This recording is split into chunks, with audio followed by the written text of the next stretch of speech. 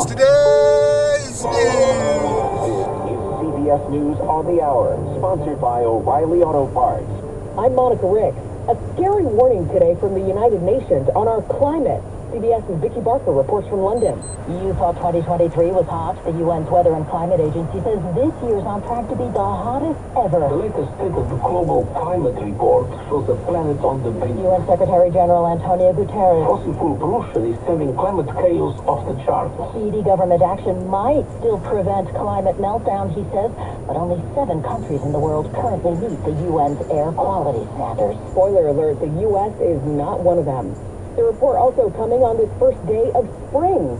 Spring blossoms are starting to pop across much of the country, but that also means it's pollen season. Most people are experiencing an increase in their allergy symptoms, particularly those that are sensitive to spring allergens. Dr. Preeti Sharma is a pediatric pulmonologist. It's warm, the wind has been blowing, and that just puts more allergens in the air for all of us to breathe in. Sniffling and sinus misery for tens of millions of people. Jim Crisula, CBS News. One of 6 former Mississippi law enforcement officers convicted of torturing 2 black men last year has been sentenced to 20 years in prison. The other 5 are still awaiting their fate. Attorney Tucker represents the victims.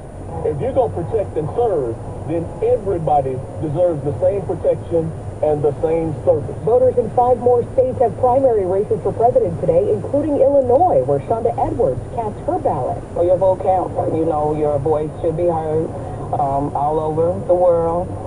And a lot of people fought for that, right? So, absolutely, you know, I mean, it's just something that you should do. Both President Biden and former President Trump are expected to win their primaries in each state.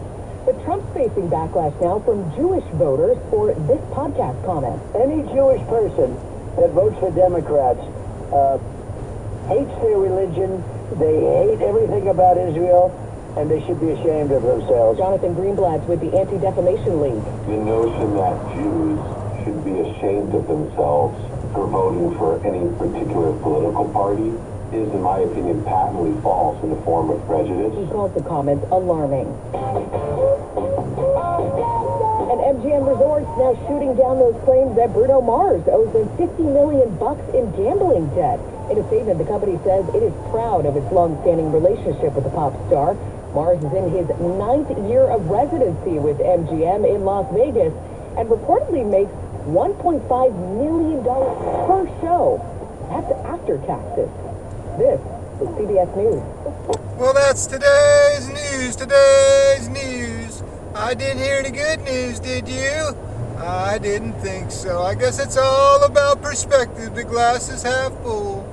Well, as always, I'd like to thank you again for coming along with me on these Dash Cam News adventures.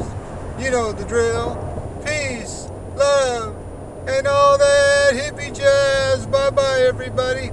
It's 64 degrees in Sacramento, California.